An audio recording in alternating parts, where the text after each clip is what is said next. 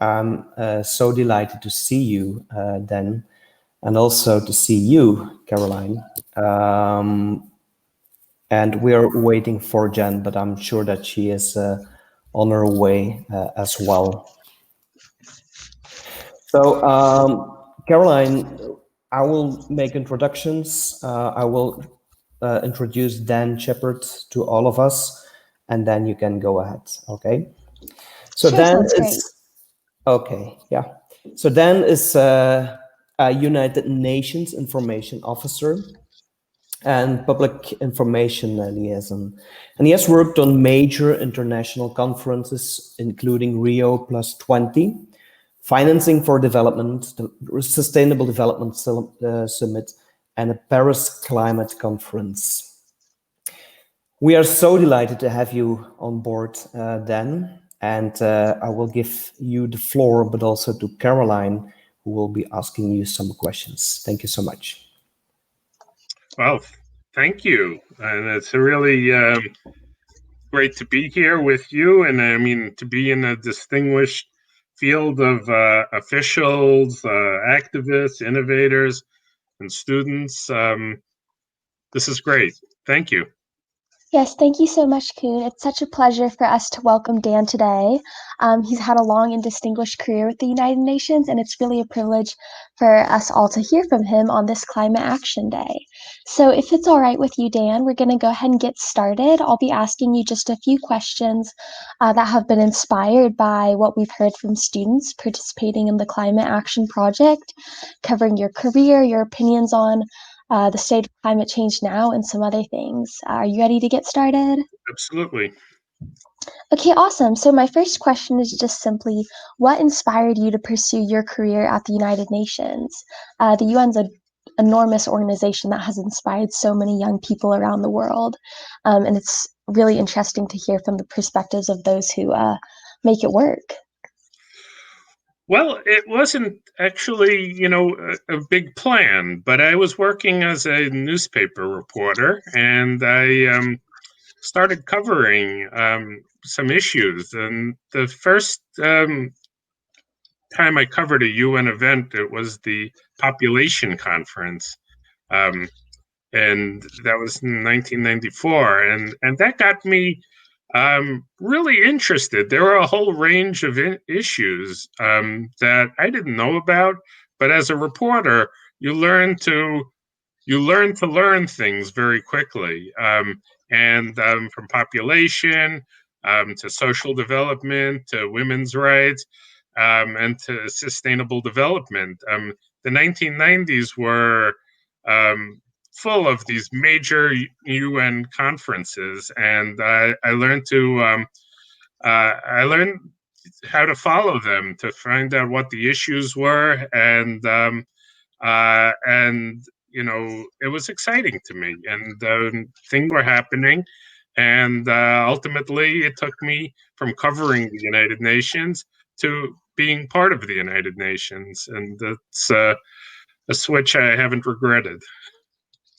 Absolutely. That's so cool to hear. It's definitely super interesting to hear how you find opportunities and they can go on to shape your life. So our next question is about just in general, sort of the field you're in and the advent of how much access to information has grown in this sort of digital age. And so we were curious to get your thoughts on how have public access and transparency transformed the world's perception of issues such as climate change? Well, it's a really interesting question because climate change is an issue that really affects everybody. And to solve climate change, to confront climate change, there has to be trust. Everybody has to understand that the other person is going to be doing something as well. Because if I take action and the other person does not, well, then there's no point. And so it has to be a joint effort. International cooperation is essential. If there was one issue that needed everybody's participation, it's climate change. So transparency and access are sort of the hallmarks of a lot of the processes that we have on the science, assessing the science, the IPCC reports, figuring out what is the science going to be. Um, it's a very open and transparent process where scientists from all over the world give their inputs. They can see what's coming out, um, and it has that global access, and it's important because there are so many people who have spent so long trying to discredit climate science, and so being out there, being upfront, and putting everything out there has really helped us move the needle. Um, and The public perceptions of openness and transparency um, have been accompanied by actually the things we've been saying are coming true. That's also helped.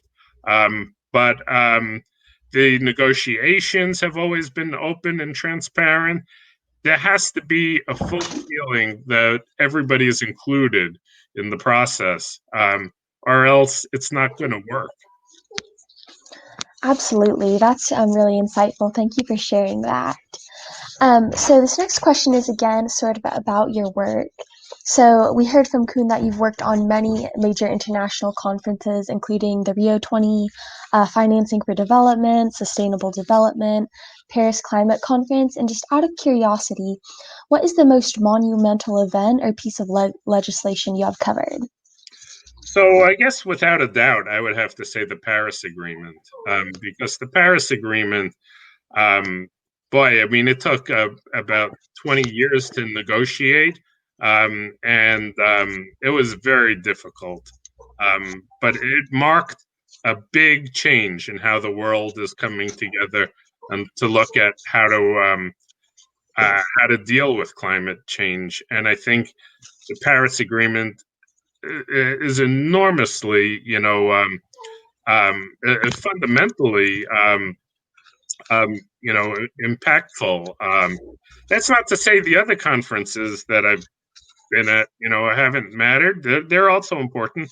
They've raised, awareness of issues, and they've led to change as well. But the Paris Agreement is the kind of an event that has resulted in something that has touched now on people and countries and people everywhere in the world. Um, yeah, there's no question the Paris Agreement is the most monumental.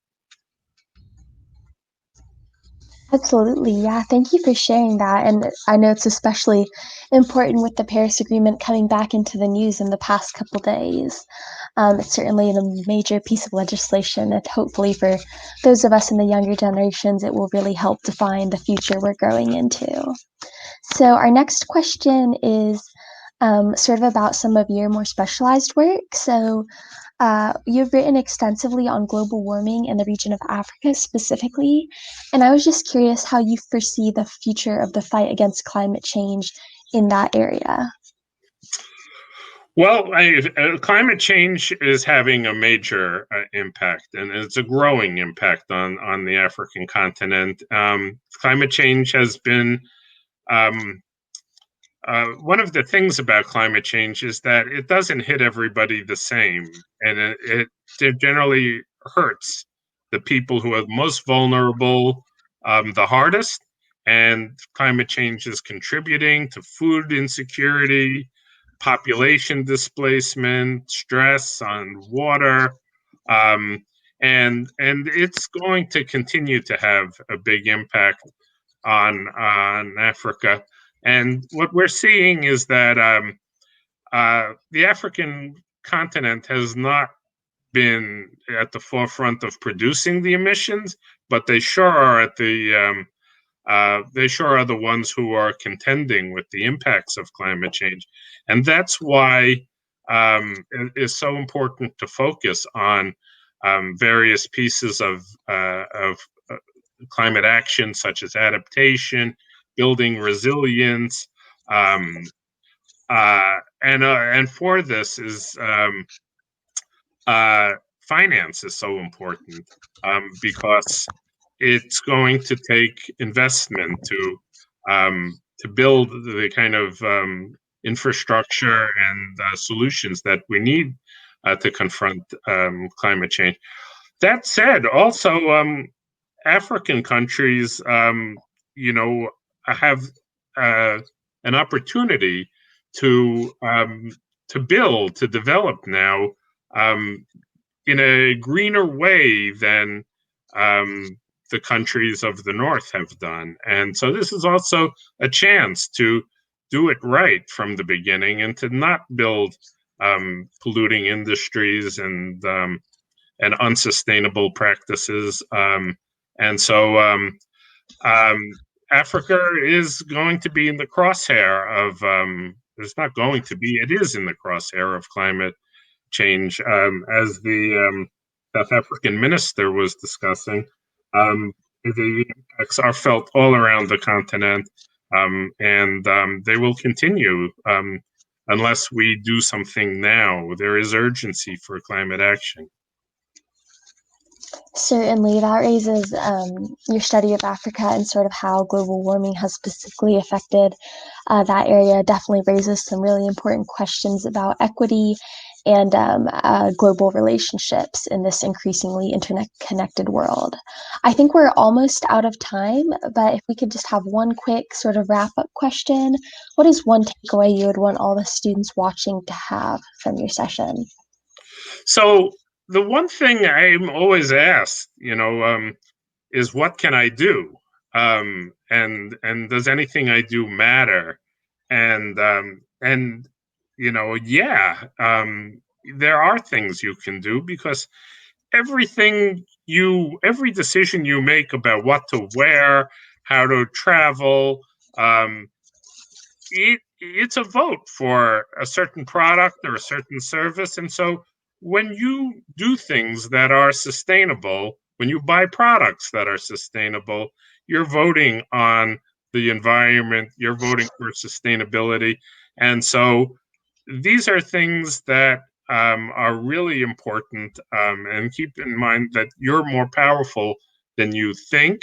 And the other thing I would just ask is that very often it's important to talk to the older generation to explain why climate action is urgent, because they're very difficult sometimes in understanding that things can't be the same going forward as they experienced growing up. Thank you so much for that. That is an excellent point and something we can all do well to remember going forward from this day. I think we are unfortunately out of time. We have a number of other phenomenal speakers waiting to share with our students, but we'd just like to thank you so much for your time and your willingness to join us today. Thank you for having me. It's been a pleasure to be here. All right. Well, yes. All right. Thank you again. And Koen, if you want to take it away. Thank you, Caroline and Dan. We are so grateful to the UN Visitor Center for introducing us to you, Dan. And it was a proud moment behind the scenes for us to have Caroline interviewing you. And can't thank you enough for being with us today, and also for all of your work in inspiring climate action around the world. We're excited to keep the conversation going. Thank you for having me.